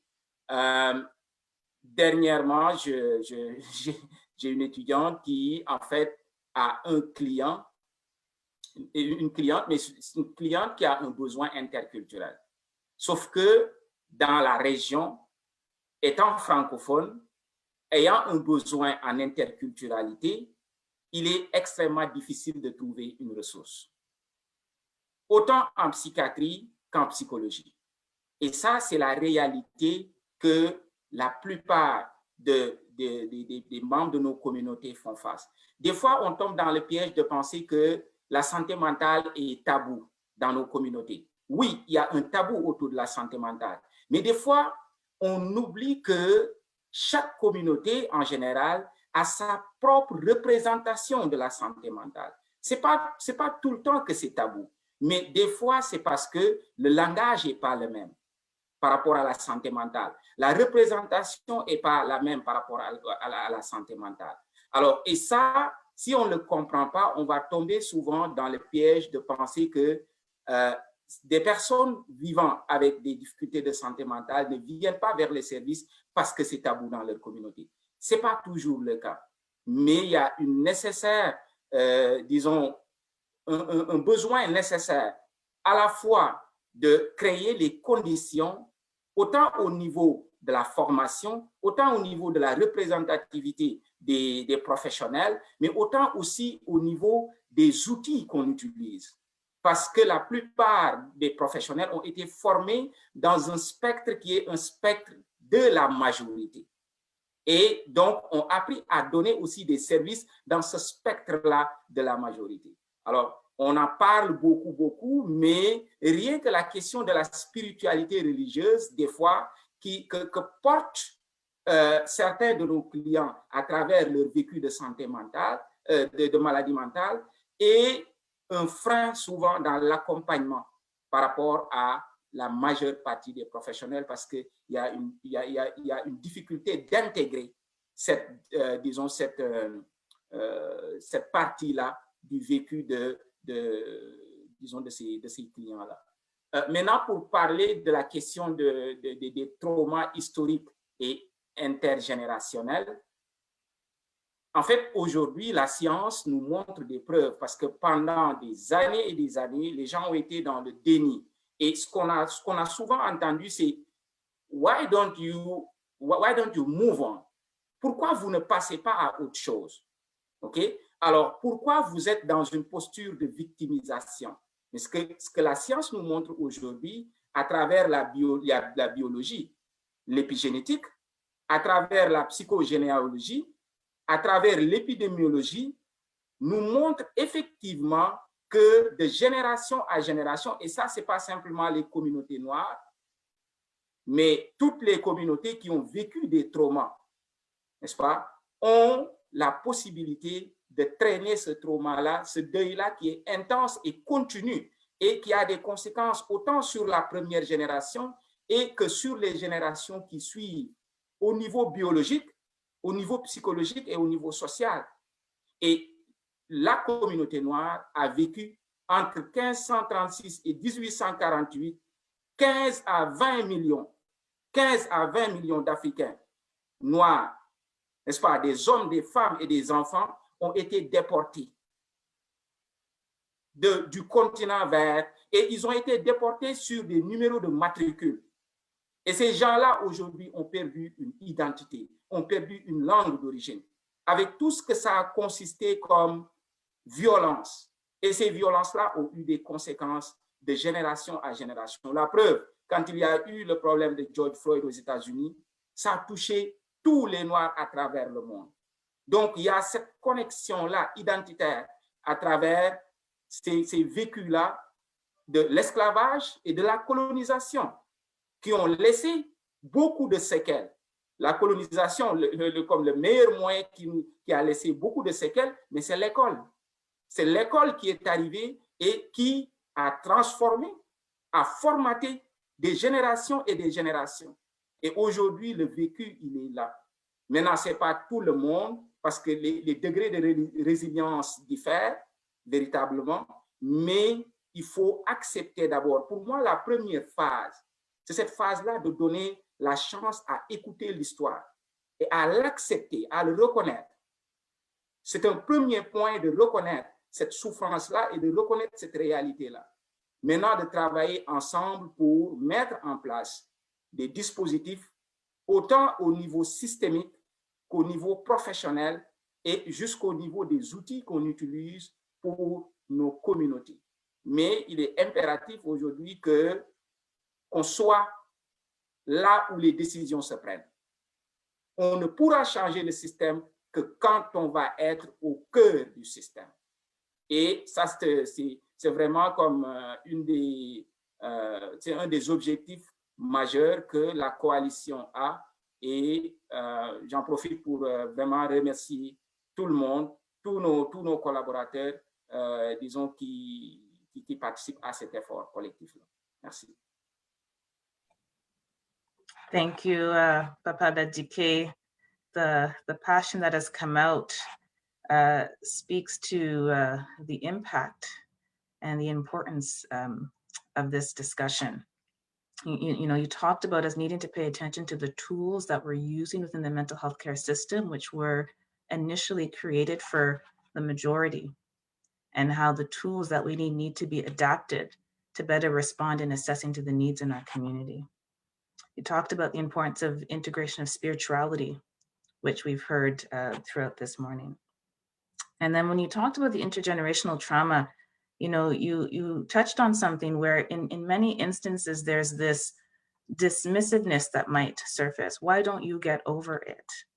Try not to stay in that victim role. But the science is telling us that trauma is passed on from generation to generation. Biologically, we see this. Psychosocially, we see this.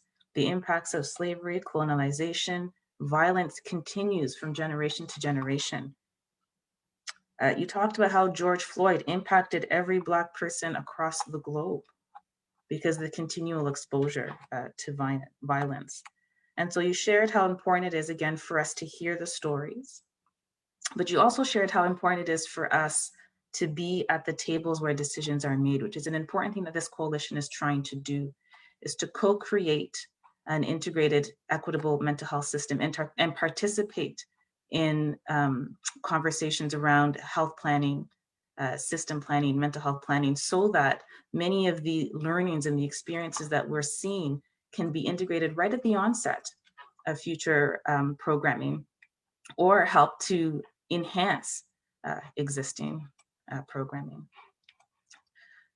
So I just, we'll just take a quick moment here to see if the panelists have any key messages or strategies that they would like to share as we're coming to a close. I will answer a couple of questions in the Q&A box as well, but were there any final thoughts or key messages that we wanted to hear from our panelists? Maybe I can start. Yeah, and I want maybe to just say something about what Pap said on intergenerational trauma and what you said after. The fact that they continue because we are in the heart of a system which is inherently racist. And because the system is racist, and because mental health related sciences are racist, and because we don't have adapted tools to, first of all, assess people, but also to provide anti-racist mental health care, we continue to perpetrate that microaggressions in the mental health care system, and we continue to provide unadapted mental health care to Black people. And even you are a Black person, even you are a Black mental health professional, you are not trained to provide anti-racist mental health care. You are trained to, maybe when the person tell you he's victims of racism, you will avoid to speak about it. or maybe you will blame the person because, oh, maybe you are victimized yourself, maybe you don't understand, the person doesn't want to be racist and this and blah blah blah. And the fact that we have to build another mental health system, and for that we have to train mental health professionals but also students. And we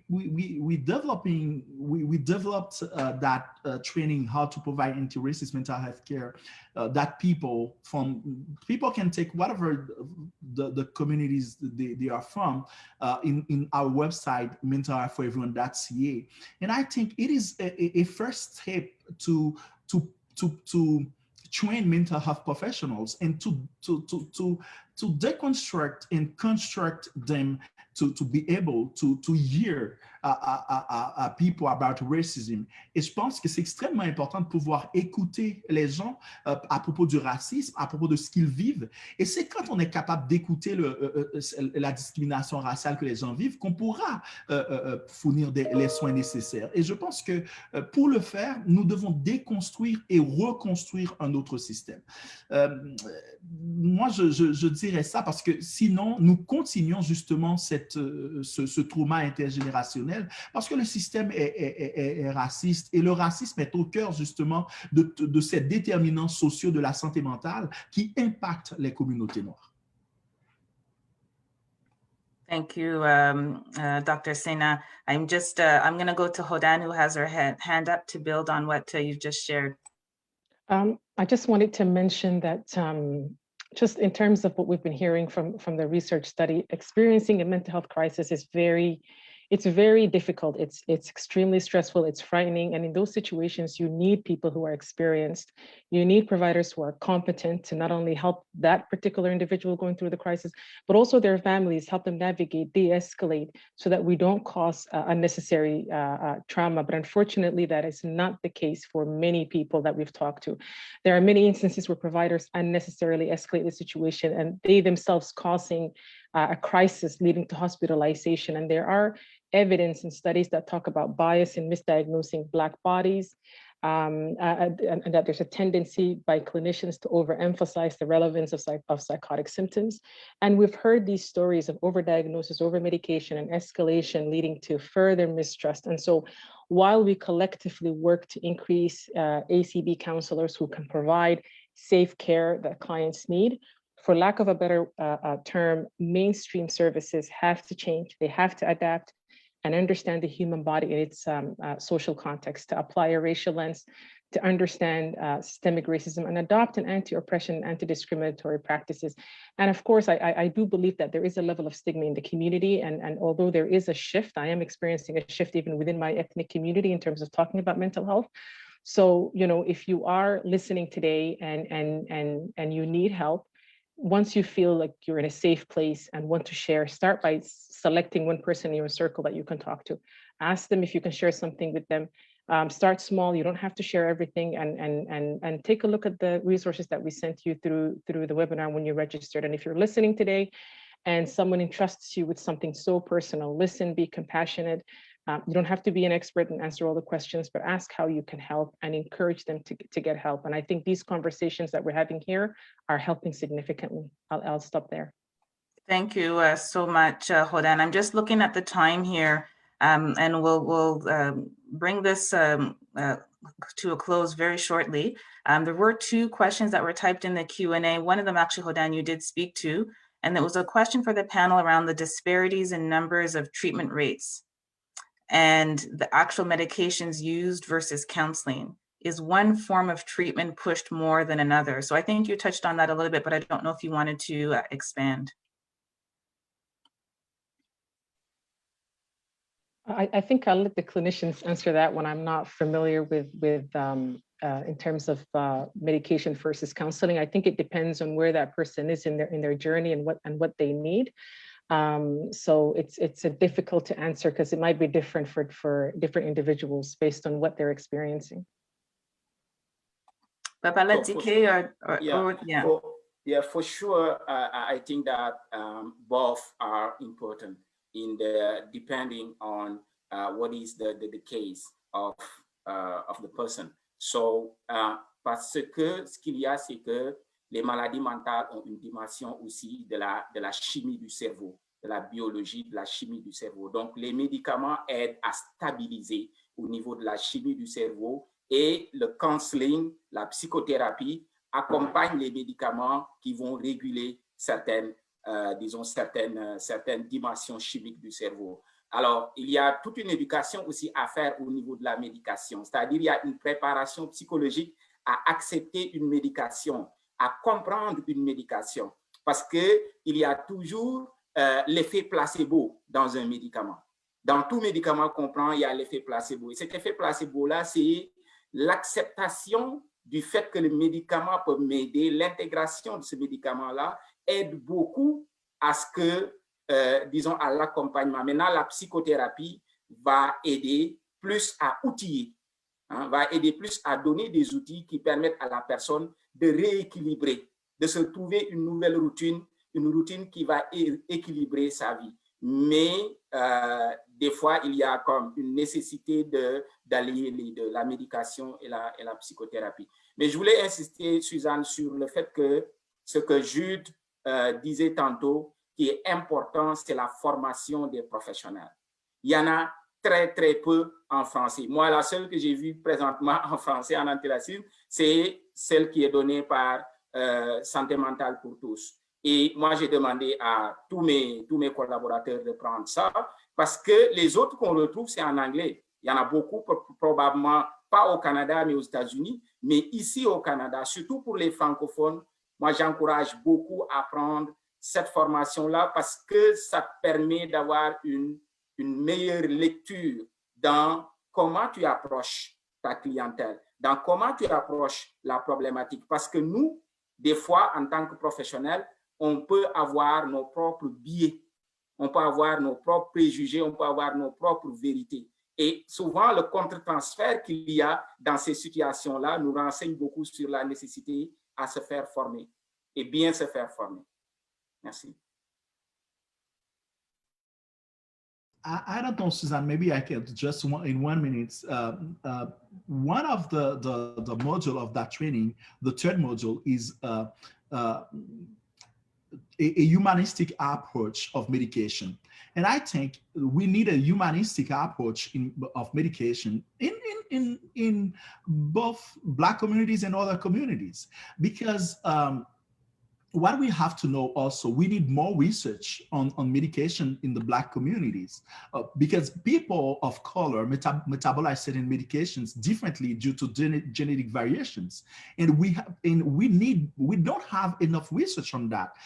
In Canada, zero research on that. And in the US, you have just little research on that. And we need to understand that factors. But first of all, we need a humanistic approach in medication, because when you receive a person, you have to take into account the socioeconomic status, discrimination, early adversity, traumatic experiences, poor education, underemployment, unemployment, job insecurity, and other things like that before you give a medication. So a humanistic approach of medication is very necessary. You know, we can go on and on about many of the topics here. It's a rich discussion, and we are running out of time. Shannon, I'm going to give you the last word, but I do want to just highlight a few things that Papa Ledzike has said in French. One, just further emphasizing anti-racism training within mental health training, re-emphasizing the rebuilding of the mental health care system, and delivering mental health services through an anti-racism lens. Go ahead, Shannon, you've got the last word.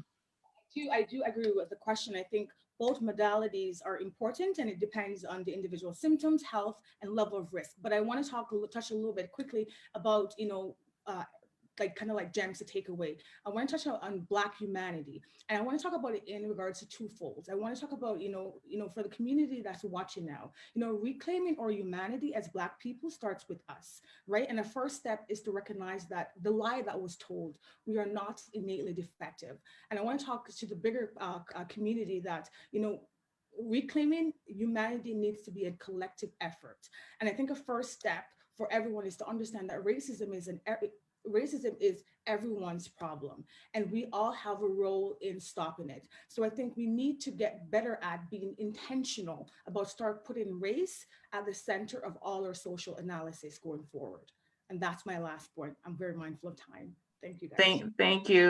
Thank you, everyone. We are fortunate to have all of you share your expertise, your knowledge, your insights, commitment, and passion.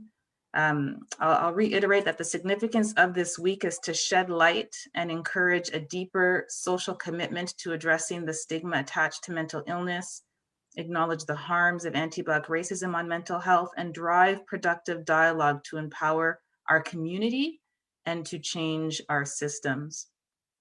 There was a question about when Dr. Sena's research will be published. So we'll just ask if that can be dropped in the chat box so people can look out for when that research will be published. Notre coalition s'est réunie pour assurer une réponse forte, unie et coordonnée en matière de santé mentale pour la communauté noire. With adequate resources, coordination, and integration of services, we can address the unmet needs in our community. So as we close our event, we call on the following. For our Black community, there is a shift, but there still maintains stigma and taboo attached to mental health. Let's remove the stigma and the shame and discuss mental health as part of our whole health and well-being. Let's discuss this in our homes, with our family, among our friends, and in our communities. For mental health programs and services, I think we've heard loud and clear that we need a range of multilingual, culturally responsive mental health programs that are flexible and sensitive to the lived realities of Black communities, that are connected to grassroots organizations and faith-based institutions, that integrate culture, spirituality, and faith, that are delivered through an anti-racist lens, that consider the diversity and intersectionality within Black communities, and that capture race and socioeconomic data to inform program planning and evaluation. And then for the health system planning tables, our coalition is here. We are here to inform a more inclusive mental health system that will improve access to high quality mental health programs and also improve the experiences for Black people within these services. So we call again, let's co-create an equitable and integrated mental health system. For everyone who has joined this morning, we do have some crisis supports and mental health resources available. The crisis supports and mental health resources that you see on the screen, many of them have mandates to serve the Black community. And if you go to ottawapublichealth.ca/COVID mental health, you will see in there a list of mental health services with mandates to serve the Black community. So we invite you to learn more about our coalition, again, at www.obmhc.ca. Thank you once again for joining us. Thank you to the coalition and the Coalition Black Mental Health Planning Committee, who have been working tirelessly these past few months to put the week's events together. Thank you to our panelists and our featured guests. And I will let Eric close our event with his drumming. Merci à tous de vous être joints à nous ce matin. Nous espérons que vous voir au prochain événement de cette semaine.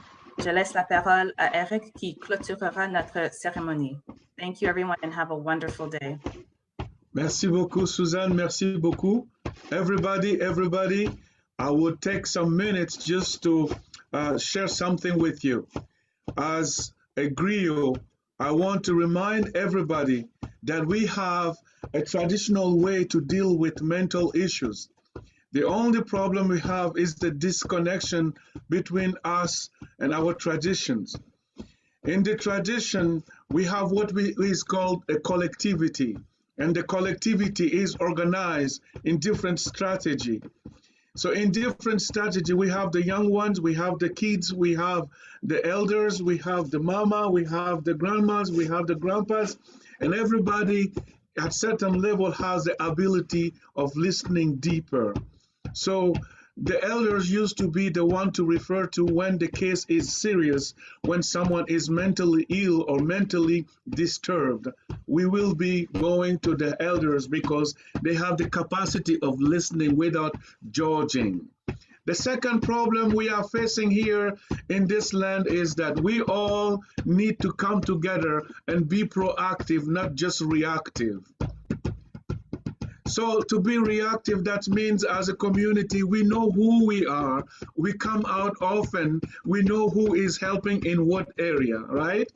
So I don't just discover you in your office because I was sent to by someone to meet you there. I don't know even who you are. Should I trust you or not? You know, I'm not feeling comfortable inside. How can I trust you? You are a stranger to me. Yes, you have the same color like me, but still, I don't know you. So let's come together. Let's be together, not only for a very academical knowledge, but just to be, just to know who is who. I'm your brother, you are my sister, right? Okay, so let's come together. Despite anything else, then we can see what is our problems. Then you can see what is the alternative institutions that we need. Then we can see where we can go.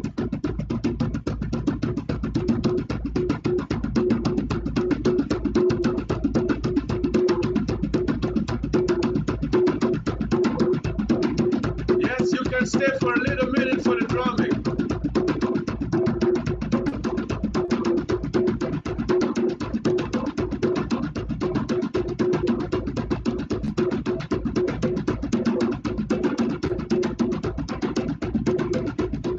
So drumming is for healing.